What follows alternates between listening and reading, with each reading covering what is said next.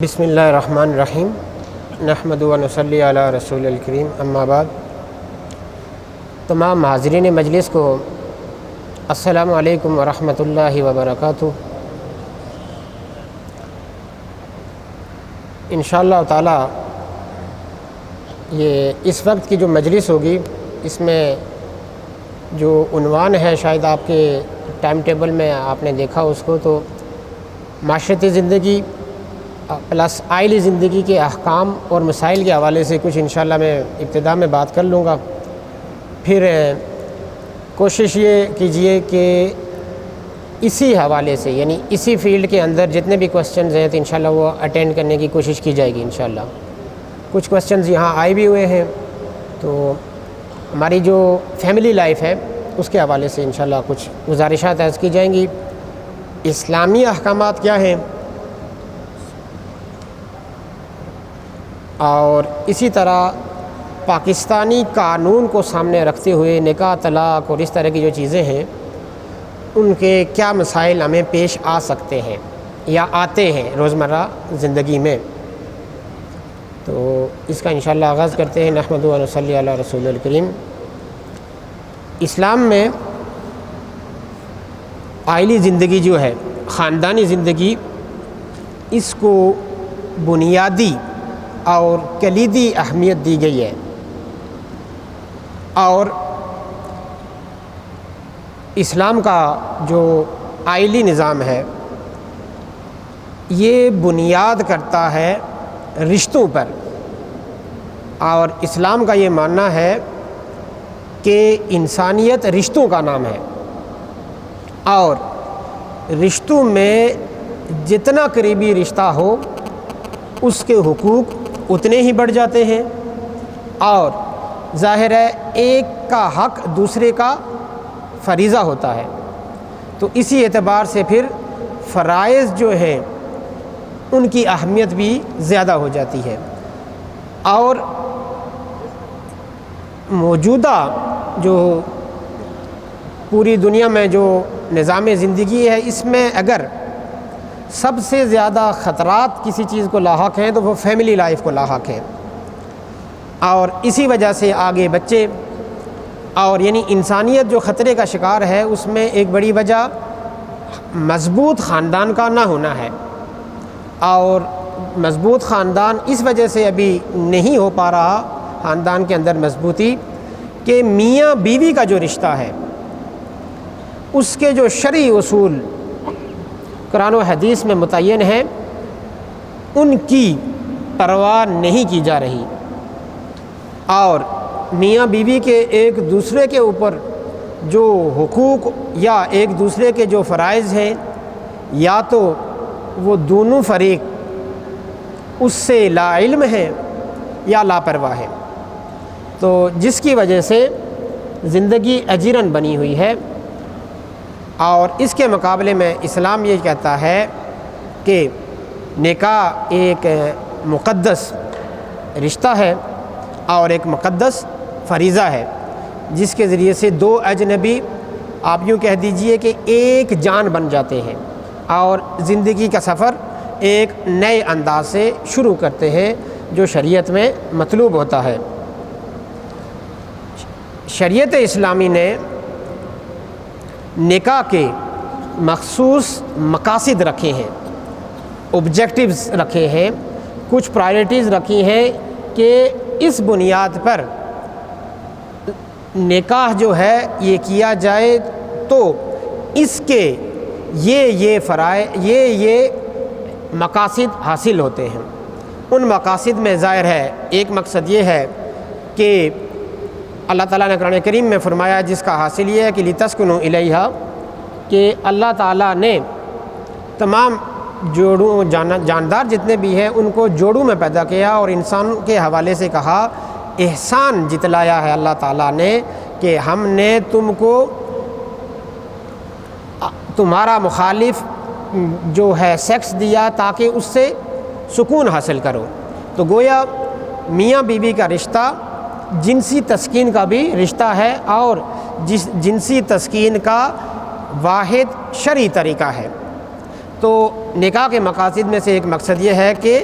جو ایک اللہ تعالیٰ نے جنسی تسکین انسان کے اندر رکھی ہے تو یہ جو جوڑا ہے یہ اس تسکین کو حاصل کر سکے شرعی انداز میں،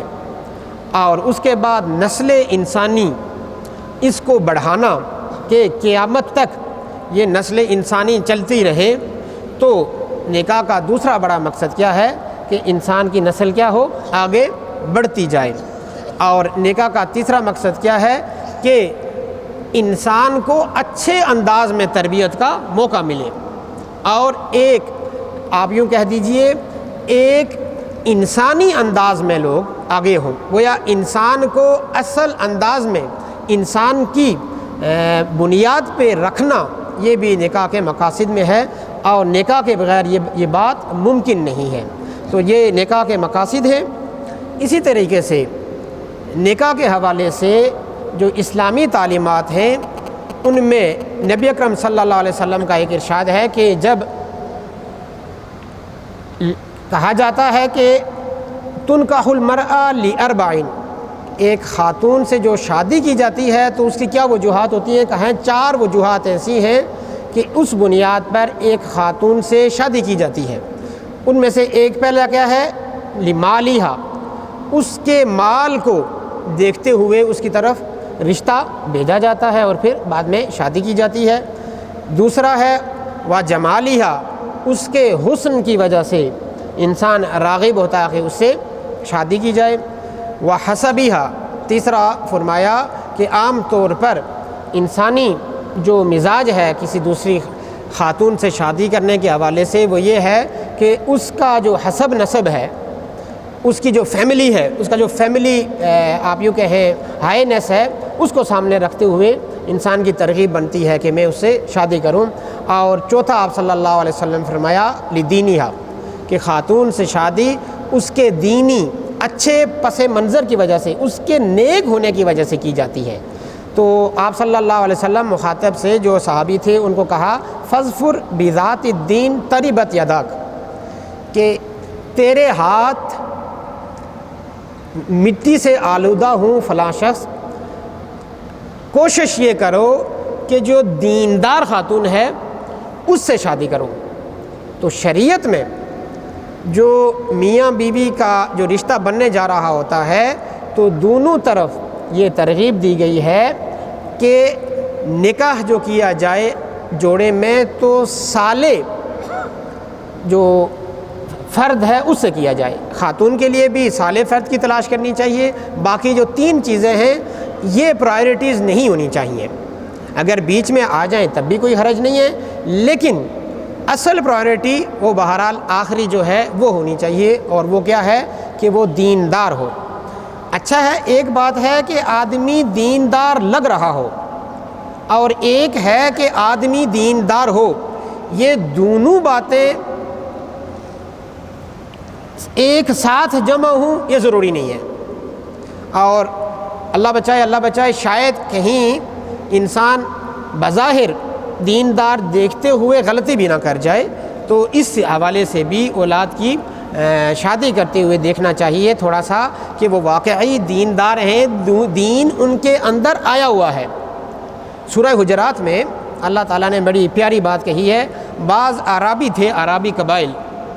وہ کیا کرتے تھے، آپ صلی اللہ علیہ وسلم کی خدمت میں حاضر ہوئے، مسلمان ہو گئے تھے بظاہر، اور کہا کہ اے نبی ہم ایمان لے آئے ہیں صلی اللہ علیہ وسلم، تو ہمارے ساتھ کچھ اسپیشل کنسیڈریشن کی جائے، کچھ اسپیشل سلوک کیا جائے، کیونکہ ہم نے بغیر لڑے ہوئے ایمان لایا ہے۔ تو جتلاتے تھے اپنا ایمان آپ صلی اللہ علیہ وسلم کو۔ تو آپ صلی اللہ علیہ وسلم کو اللہ تعالیٰ نے فرمایا کہ ان سے کہہ دیجئے کہ آپ لوگ ایمان نہیں لائے، قولوا اسلمنا، کہو کہ مسلمان ہو گئے ہیں، بظاہر تابع فرمان ہو گئے ہیں، لیکن دلوں کے اندر ایمان آپ لوگوں کے دلوں میں داخل نہیں ہوا۔ تو اس سے ایک نقطہ یہ نکلتا ہے کہ ہو سکتا ہے بظاہر دیندار لگتے ہوئے بھی انسان دھوکہ کھائے۔ تو دینداری اصل کیا ہے کہ کبائر سے انسان بچ رہا ہو۔ تو جو کبیرہ گناہوں سے بچنے والی فیملی ہے اس کو زیادہ اگر فوکس کیا جائے گا تو بعد میں انشاءاللہ پشیمانی نہیں ہوگی، کبھی بھی نہیں ہوگی، اور اللہ پہ توکل کرتے ہوئے اگر یہ بات انسان کرے گا تو انشاءاللہ اس میں اسی کا فائدہ ہے۔ اور ایک بات اور کہی گئی ہے، آپ صلی اللہ علیہ وسلم نے فرمایا کہ نکاح میں سے بابرکت نکاح کون سا ہے؟ جس میں کم سے کم مشقت ہو۔ ٹھیک ہے، آپ صلی اللہ علیہ وسلم فرما رہے ہیں ان اعظم النکاح برکتاً ایسر مؤنتاً، کہ سب سے زیادہ بابرکت نکاح وہ ہے جس میں کم سے کم مشقت ہو، مطلب جتنی سادگی کے ساتھ نکاح کیا جائے گا، اس کی تقریب کی جائے گی، اور جتنا کم خرچ پہ کیا جائے گا، یعنی اپنے آپ کو تکلیف میں مصیبت میں ڈالے بغیر، تو اتنا زیادہ وہ نکاح اللہ تعالیٰ کے ہاں کیا ہے؟ بابرکت ہوگا، اور اللہ تعالیٰ کے ہاں ایک قربت کا ذریعہ ہے۔ اسی سے ایک بات اور علماء نے لکھی ہے کہ ایسے موقعوں پر جب زندگی ایک نئی ابتدا لینے جا رہی ہے، ایک نئی زندگی کی فاؤنڈیشنز رکھی جا رہی ہیں، تو حتی الامکان کوشش یہ کی جائے کہ اللہ تعالیٰ کو ناراض نہ کیا جائے، کہ جب دو جو نفوس ہیں، دو جانیں وہ ایک ہو رہی ہوں، وہ ایک بن کر زندگی کی شاہراہ میں قدم رکھنے جا رہی ہوں، تو اس وقت فاؤنڈیشنز ایسی ہوں کہ وہ جو گارا مٹی بن رہا ہے اس کے اندر ایمان بیٹھا ہو، اور اس دوران جتنی زیادہ خوشی میں ہم اللہ تعالیٰ کی ناراضگی کے کام کریں گے، خوشی بنانا شریعت میں بالکل جائز ہے، بلکہ شریعت میں اس کی ترغیب بھی دی گئی ہے، لیکن اگر خوشی ایٹ دی کاسٹ آف شریعہ جسے ہم کہیں، شریعت کی مخالفت کرتے ہوئے اور کبیرہ جو گناہ ہیں ان میں مبتلا ہوتے ہوئے اگر بنائیں گے تو اللہ تعالیٰ پھر اس خاندان میں برکت نہیں رکھے گا۔ ابتدائی اگر غلط ہو گئی تو پھر آگے کیا ہوگا؟ ہمارے جو فیملی ایشوز ہیں اس میں جو بڑے مسائل اور جو روزانہ بڑھتے ہی جا رہے ہیں اور بعد میں مزید ان میں اضافہ ہوتا ہے، ان کی سب سے بڑی وجہ یہ ہے کہ ہم جو ابتدائی بنیاد رکھ رہے ہوتے ہیں وہاں ہمیں اللہ تعالیٰ کی رضا بہرحال وہ فرسٹ کیا تھرڈ پرائیورٹی بھی نہیں ہوتی، تو پھر اللہ تعالیٰ ایک غیرت مند ذات ہے۔ اب اللہ کو نافرمان کر کے انسان خوش ہو اور اس موقع پہ اللہ تعالیٰ کا انسان ناراض کر رہا ہو تو کیسے خوشی آئے گی پھر؟ تو آئیں ہم اپنے آپ کو جھنجھوڑیں اس بات پر کہ خاص طور پر جب ہمیں ہمارے اولاد کی شادی ہو رہی ہو، ہماری شادی ہو رہی ہو، تو ہم کوشش کریں کہ جو سری حرمت والے کام ہیں جس سے اللہ تعالیٰ نے سختی سے منع کیا ہے اس سے ہم بچے رہیں، اور حتی الامکان کوشش کریں کہ اپنوں کے اندر یہ والی بات پھیلائیں، ورنہ یہ جو اس سے سکون اللہ تعالیٰ نکال لیتے ہیں، جیسا کہ ہماری سوسائٹی میں ہم اس چیز کو دیکھ رہے ہیں۔ اچھا جی، نکاح کے حوالے سے اگر چند فقہی باتیں یا اس کے ساتھ ساتھ قانونی باتیں میں اگر گزارش کر سکوں مختصراً، تو وہ یہ ہے کہ نکاح میں ظاہر ہے ایجاب اور قبول یہ ضروری چیز ہے، مطلب ایک فقیر کی طرف سے، ایک فریق کی طرف سے یہ بات کہنا کہ میں نکاح کی طرف راضی ہوں اور میں آفر کر رہا ہوں آپ کو نکاح کی، اور دوسرا جو فریق ہے خاتون یا اس کا کوئی وکیل وہ کہہ لے کہ میں نے اس کو قبول کر لیا اور گواہوں کی موجودگی میں یہ پروسیس مکمل ہوا تو نکاح ہو جاتا ہے۔ نکاح کی شرائط اتنی سی ہیں، لیکن بہتر کیا ہے؟ بہتر یہ ہے کہ نکاح علی الاعلان کیا جائے، سیکرٹ نہ رکھا جائے، نکاح کے پیغام کو، نکاح کو سیکرٹ نہ رکھا جائے، اور اسی طریقے سے نکاح کے اندر خطبہ جو مسنون ہے جو آپ صلی اللہ علیہ وسلم پڑھا کرتے تھے وہ پڑھنا، جیسے کہ ہم مولوی صاحب جا کے وہاں پڑھتے ہیں، یہ بھی اچھی چیز۔ اور اسی طریقے سے نکاح کے اندر خواہ وہ خاتون ہو یا لڑکا ہو، لڑکی ہو یا لڑکا، والدین کی اجازت اور رضا کے ساتھ نکاح کیا جانا یہ شریعت میں آپ یوں کہیں ہائیلی ریکمینڈڈ ہے، بہت زیادہ ترغیب دی گئی ہے اس بات کی طرف کہ باہمی افہام اور تفہیم کے ساتھ نکاح کیا جائے، اور خاص طور پر خاتون کو موجودہ تناظر میں یہ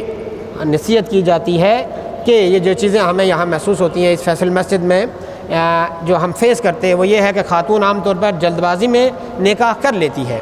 لیکن بعد میں والدین کی اجازت کے بغیر جو یہ کام اس نے پرفارم کیا ہوتا ہے اس میں سوائے اس کے نقصان کے اس کو عام طور پر فائدہ نہیں ہوتا،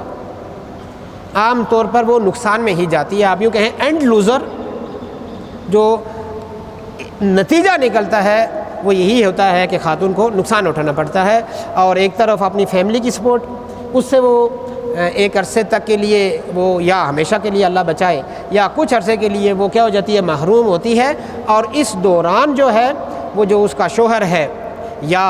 نام کا جو شوہر ہے وہ اس کو مینوپولیٹ کرتا ہے. تو اس لیے خاص طور پر خواتین کو اس حوالے سے سمجھانے کی بھی ضرورت ہے اور اس کی دینی تربیت کرنے کی بھی ضرورت ہے. آپ اس کو یوں دیکھ لیجئے کہ موجودہ جو دنوں میں کچھ ہمارے برادر اسلامی، ہمارے جو برادر پڑوسی ممالک ہیں، ان کے ساتھ جو ہمارا مسئلہ بنا ہے، اب اس کا نام لینا یہاں تو مناسب نہیں رہے گا، اس کی بڑی وجہ کیا تھی کہ لاپرواہی میں، اور یہ جو لیمالیہا وہ جو کہا گیا لیمالیہا، اور اس کے بعد کیا کہا لجمالیہا خاتون کو، اور پھر اس کے بعد لحسبیہا، یہ چیزیں تو دیکھی گئیں لیکن آخری چیز نہیں دیکھی گئی. یہ جس طریقے سے یہاں حدیث مبارکہ میں خاتون کے لیے کہا گیا ہے، مرد کے لیے بھی ہے. اور جلد از جلد جو ہے نا، جلدی کے اندر بس یہ دیکھا کہ شاید کوئی دوسرا ملک ہے تو وہاں پتہ نہیں کیا چوہارے لگے ہوئے ہیں، تو لہذا وہاں جائے گی تو پتہ نہیں کون سی جنت میں چلی جائے گی. تو اس کی وجہ سے بڑا ہی ہمیں انٹرنیشنل لیول پہ بھی سبکی کا شکار ہونا پڑا ہے، اور جو ان خواتین کے جو مسائل ہیں وہ آپ سارے جانتے ہیں. اس لیے ہلکی سی لالچ کے اندر آ کے رشتہ کرنا یہ اچھا نہیں ہے، شریعت میں مطلوب بھی نہیں ہے، اور دینداری دیکھنی چاہیے اور خود بھی یہ کوشش کرنی چاہیے کہ اپنی اولاد کو دیندار بنایا جائے. اچھا، نکاح کے اندر تو جو شرائط میں نے مختصر بیان کی وہ تو یہ ہے، لیکن جو پاکستانی قانون ہے اس کو سامنے رکھتے ہوئے جو مختلف آرڈیننس اور ایکٹس آئے ہوئے ہیں، وہاں نکاح کی رجسٹریشن یہ بھی ضروری ہے. ٹھیک ہے، شریعت میں قید تو نہیں لگائی ہے کہ نکاح کو رجسٹر کرو، لیکن پاکستانی قانون نے اس قید لگائی ہے، تو شرعاً بھی یہ قید جو کہ شریعت کے اصولوں کے منافی نہ ہو اس پر عمل کرنا بھی ضروری ہے. تو گویا نکاح کو رجسٹر کرنا بھی ضروری ہے، اور نکاح جو فارم ہے اس میں فل کرتے ہوئے احتیاط کرنی چاہیے، ایویں جلدی سے نہیں فل کرنا چاہیے، بلکہ کوشش کر لیجئے کہ آپ کے علاقے کا جو عالم ہو، اگر آپ اس سے مطمئن ہیں تو اس سے پوری معلومات لے کر، یا کوئی اگر لائر ہے کہ جو فیملی ایشوز کو اچھی طریقے سے جانتا ہے، تو اس سے کنسلٹ کرنے کے بعد آپ جو نکاح فارم ہے وہ فل کرنا چاہیے دونوں کو. ٹھیک ہے، جو چیزیں وہاں آ رہی ہیں. اور نکاح فارم کے اندر ایک چیز آتی ہے مہر، وہ وہاں کرسٹل کلیئر لکھنا چاہیے. ٹھیک ہے، یہ نہیں کہ بھائی مہر شرعی مہر رکھ دیا، کیا اتنے سے روپے، اتنا کچھ نہیں. بھائی شرعی مہر حقیقت میں کیا ہے کہ جو خاتون کی حیثیت کو سامنے رکھتے ہوئے دیا جائے. ہاں، بہت زیادہ مہر رکھنا بھی اچھا نہیں ہے، لیکن بالکل مثلا آپ نے 2 کلو کھجوروں کا مہر رکھ دیا، یا کیا کہتے ہیں 100 روپیہ مہر رکھ دیا، یہ خاتون کی کو ڈی ویلیو کرنا ہے، یہ بھی شریعت میں ممنوع ہے. اس طرح نہیں کرنا چاہیے. اچھا، ایک جو صحت مند مہر ہے، اور دوسری طرف جو جس سے شادی کی جا رہی ہے اس کے حالات کو بھی سامنے رکھتے ہوئے مہر مقرر کرنا چاہیے، اور اس میں افراط و تفریط نہیں کرنی چاہیے. اور جو بھی مہر ہے خواہ وہ اسی وقت ادا کر دیا جائے جب کیا ہے عقد نکاح کے وقت، یا رخصتی سے پہلے، شب زفاف سے پہلے. ٹھیک ہے، اس سے پہلے ادا کر دیا جائے یا اس کے بعد ادا کیا جائے، لکھا ہونا چاہیے کس میں، نکاح نامہ میں. اور یہ جو نکاح نامہ ہے اس کو رجسٹر لازمی کرانا چاہیے، اور اس کے جو 4 پرت ہوتے ہیں تو شوہر کے پاس ضروری ہے یہ چیز. جو ہمیں یہاں مسائل آتے ہیں بعض اوقات، اور بعض اوقات انتہائی آپ یوں کہہ دیں ایسی چیزیں آئی ہیں ہمارے سامنے کہ اس کو دیکھ کے پھر انسان کانپتا بھی ہے. تو احتیاط اسی میں ہے کہ جو نکاح نامہ ہے وہ شوہر محفوظ کر کے رکھے اس کو. اسی طرح جو لڑکی ہے تو اس کے جو آپ یوں کہہ دیجئے والدین ہیں یا اس کے جو گھر والے اس طرف ہیں، تو اپنے گھر والے جو تھے اس کے تھے وہ اس کو محفوظ رکھیں، یا لڑکی خود اس کو محفوظ رکھے. کبھی کبھار ایسا ہو جاتا ہے کہ ادھر ادھر سے کر کے مہر بڑھا دیا جاتا ہے اور ادھر اس کے پاس ثبوت نہیں ہوتا. تو نکاح نامے کے اندر چیزیں بڑی آنکھ اور کان کھول کے لکھنے چاہیے سگنیچرز وہاں، اور یہ چیز کہ مہر کتنا ہے بالکل واضح، اور یہ چیز کہ نکاح کا جو نکاح نامہ آپ کے پاس جو پرس موجود ہے وہ محفوظ ہونا چاہیے تاکہ بوقت ضرورت کام آئے۔ اچھا، ایک اور چیز آتی ہے تفویض نکاح، اور اس کے آگے عام طور پر ہمارے علماء کرام جو ہمارے نکاح پڑھانے والے ہوتے ہیں نکاح خواہ، وہ ایک دم سے کراس لگا لیا کرتے ہیں۔ تو اس میں تفویض نکاح پاکستانی کا یعنی اس کے تحت اس ادھر لکھ دیا گیا ہے۔ تفویض نکاح ہوتا کیا ہے تو اس کو بھی سن لیجئے۔ تفویض نکاح یہ ہوتا ہے کہ تفویض طلاق کیا ہوتا ہے؟ تفویض کا مطلب سپرد کرنا، طلاق کا مطلب طلاق کے اختیار کو جو شوہر کا حق ہے، طلاق کا اختیار کس کا ہے؟ شوہر کا ہے۔ تو یہ اگر چاہے شوہر اپنی اجازت سے، اپنے دل کی رضا سے، تو وہ خاتون کو سپرد کر سکتا ہے۔ اور یہ جو نکاح کے پرس آپ نے دیکھے ہوں گے تو اس میں لکھا ہوتا ہے تفویض طلاق سپرد کی، تو عام طور پر کانٹا لگا ہوتا ہے، یا بعض لوگ کہتے ہیں کہ شریعت محمدی کی طرح۔ تو شریعت محمدی اگر لکھ دیا تو اس کا مطلب کوئی کچھ نہیں ہے۔ شریعت محمدی میں ہے کہ اگر شوہر چاہے تو سپرد کرے گا، نہ چاہے تو نہیں سپرد کرے گا۔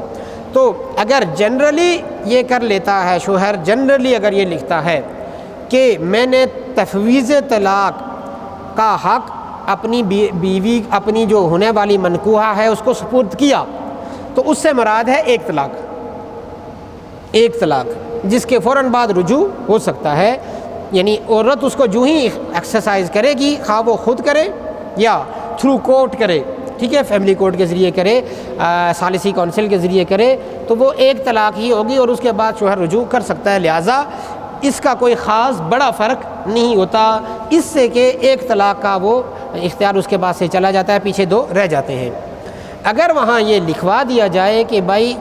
تمام طلاقیں، 3 طلاقوں کا تفویض کرتا ہوں شوہر کہتا ہے اور مسائل کی وجہ سے، تو اگر یہ چیز وہاں صریح طور پر موجود ہے تو پھر 3 بھی ہو سکتی ہیں، لیکن عام طور پر اس طرح نہیں کیا جاتا۔ تو بہرحال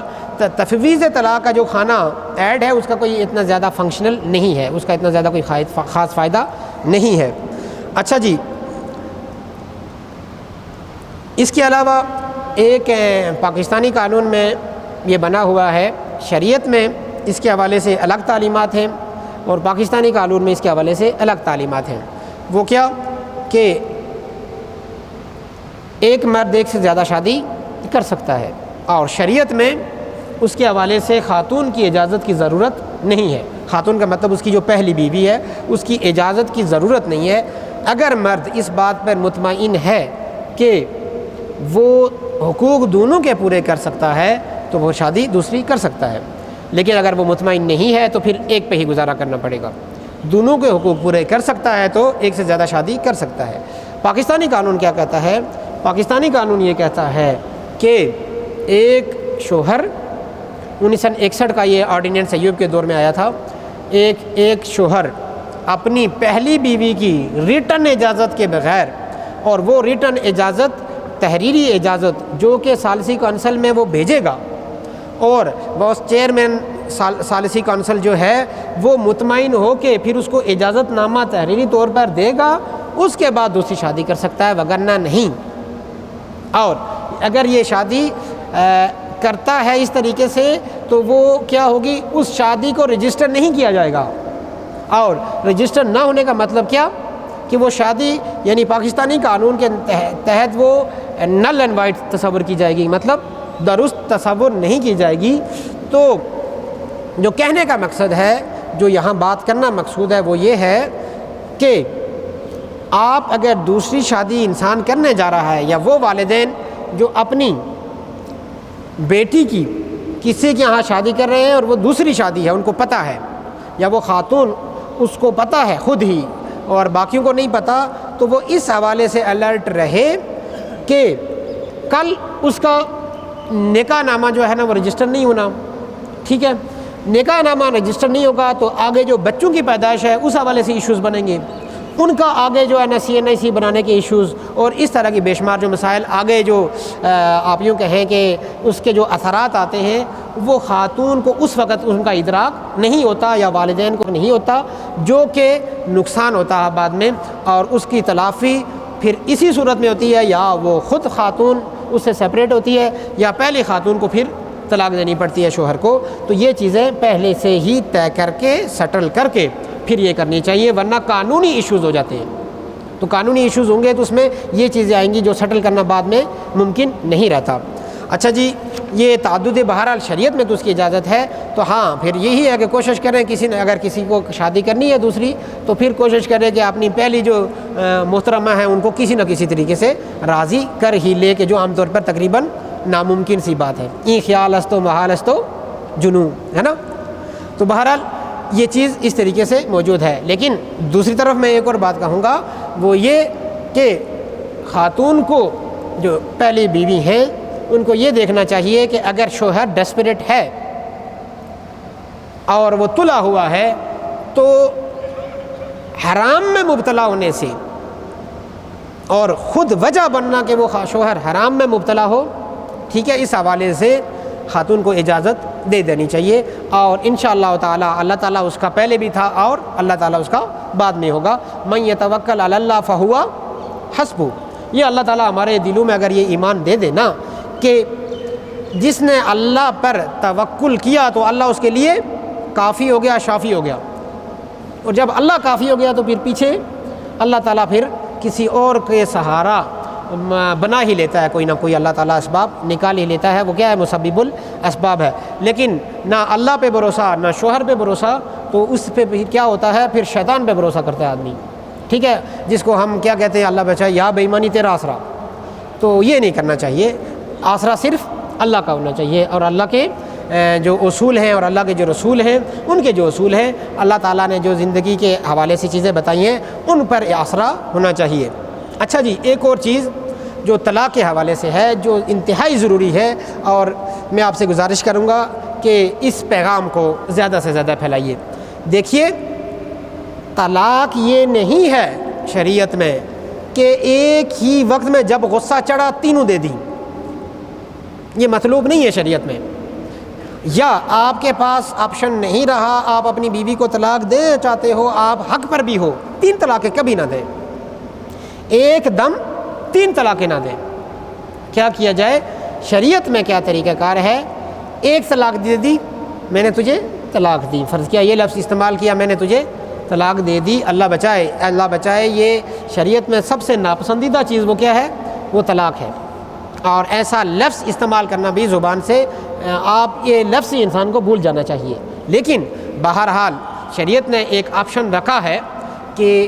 کیا پتہ کہ ایسے معاملات آ جائیں کہ سپریشن کے علاوہ اور کوئی حل نہ ہوتا ہو، تو ظاہر ہے طلاق کا آپشن موجود ہے، تو ایک طلاق دینی چاہیے۔ پھر طریقہ کار کیا ہے، ایک طلاق لی، اس کے بعد جو 3 مینسز پیریڈ ہے جن کو ہم 3 مہینے عام طور پر بول دیتے ہیں، یعنی خاتون کو 3 دفعہ وہ جو اس کی ماہواری ہے وہ آ جائے، اور اس کے بعد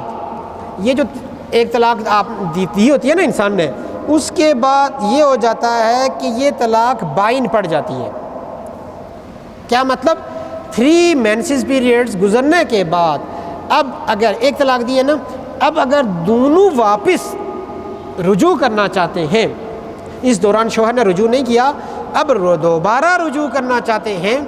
تو تجدید نکاح ضروری ہے، دوبارہ نئے سرے سے نکاح کرنا ضروری ہے۔ یہ آپشن بھی ہے، یعنی ایک طلاق دی ہے اور 3 مینسز پیریڈ گزرنے سے پہلے شوہر کسی بھی وقت رجوع کر سکتا ہے، اور رجوع صرف زبان سے کہنے سے بھی ہو سکتا ہے، اور خاتون کی اجازت کے یا مرضی کے بغیر بھی ہو سکتا ہے۔ یہ شریعت نے شوہر کو یہ اختیارات دیے ہیں، ٹھیک ہے جی۔ آگے مزید تفصیل آئے گی خلا میں کہ خاتون کو کیا کچھ ملا ہے یا نہیں، ریمیڈیز وغیرہ، لیکن ابھی جو بات کرنا مقصود ہے تو وہ یہ، لیکن اگر شوہر نے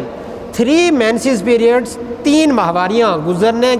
تک رجوع نہیں کیا تو 3 ماہواریوں گزرنے کے بعد طلاق بائن پڑ جائے گی۔ کیا مطلب، اگر دوبارہ نکاح کرنا ہے تو تجدید نکاح نئے مہر کے ساتھ، اور خاتون کی رضا ضروری ہے، ان دونوں کے بغیر نہیں۔ تو گویا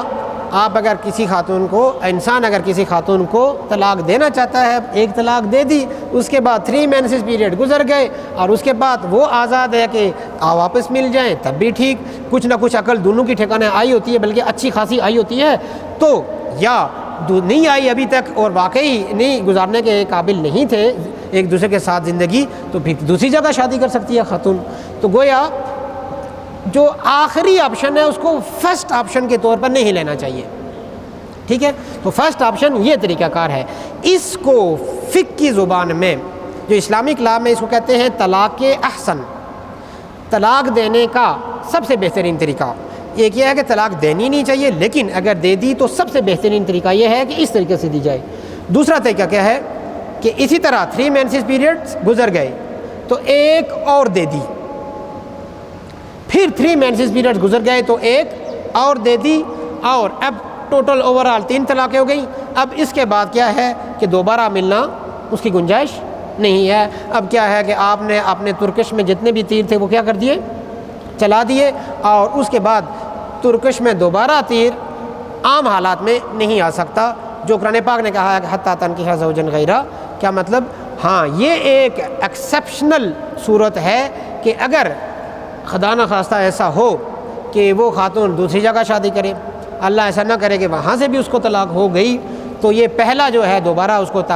پیغام نکاح بھیجے، تو وہ جو عدت گزاری ہوتی ہے خاتون نے، اس کے بعد وہ پہلے نکاح کی طرف آ سکتی ہے، لیکن یہ باقاعدہ نکاح، اور اس کے مقابلے میں جو حلالہ کا کنسیپٹ ہے شریعت میں اس کو سختی سے منع کیا ہے، اور یہ کہا ہے لعن اللہ المحلل والمحلل لہ، کہ اللہ تعالیٰ کی لعنت ہے اس آدمی پر جو حلالہ کرنے والا ہے، جس کے لیے حلالہ کیا جائے، تو اس طرف سوچنا بھی نہیں چاہیے۔ اللہ تعالیٰ ہمیں اس سے بچائے۔ اچھا جی، ایک جو پاکستانی قانون میں ایک اور ایشو ہے جو کہ غلط ہے، اور یہاں ہم اس میں جب غلط ہے تو پھر غلط ہے، ہم نے شریعت کو تابع کرنا ہے، شریعت کی اتباع کرنی ہے۔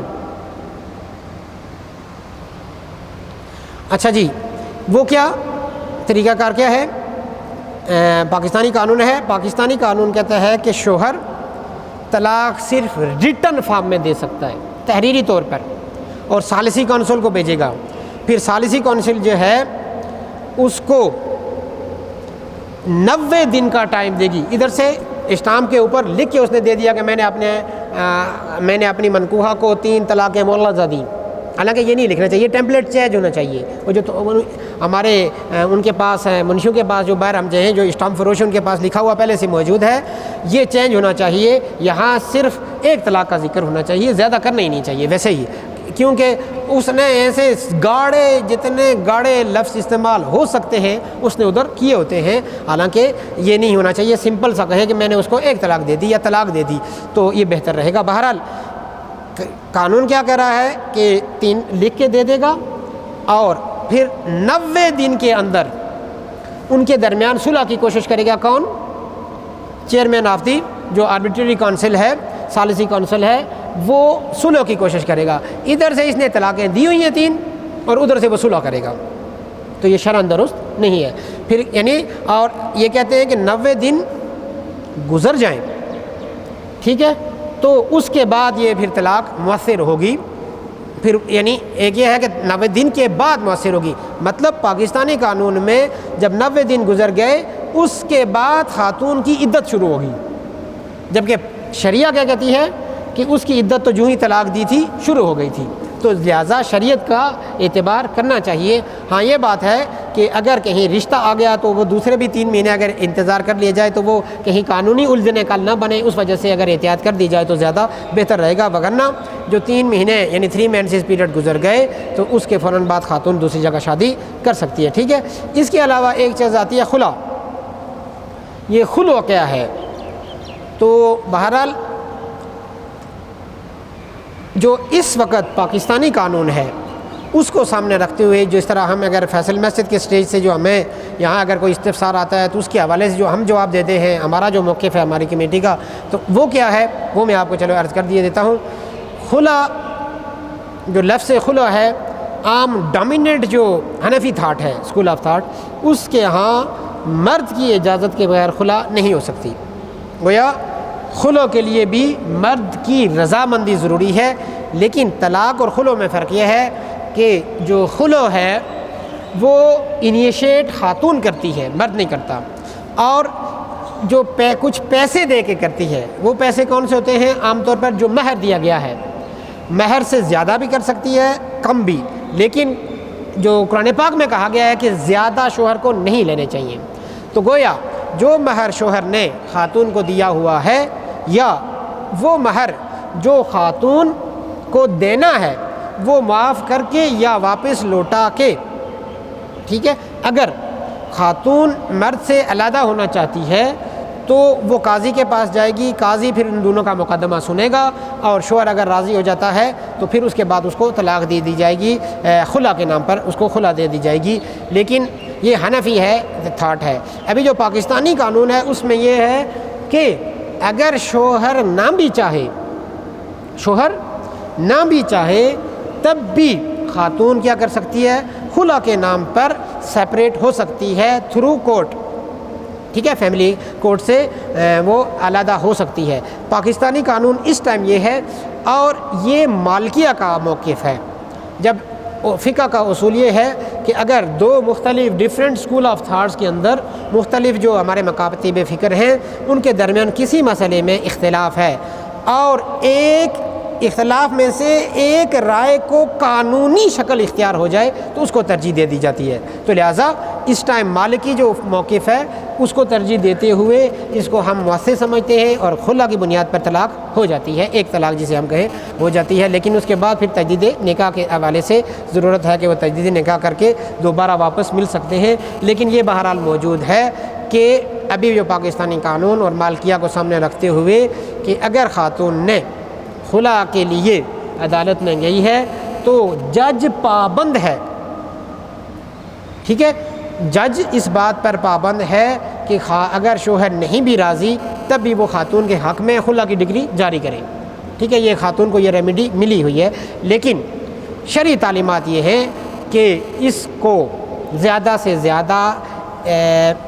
نہ استعمال کرنے کا کہا جائے، اور ترغیب یہ دی جائے کہ اس اختیار کو انسان زیادہ استعمال نہ کرے۔ اچھا، بعض اوقات ایسے بھی مسائل آئے ہیں کہ خاتون سے زبردستی کر کے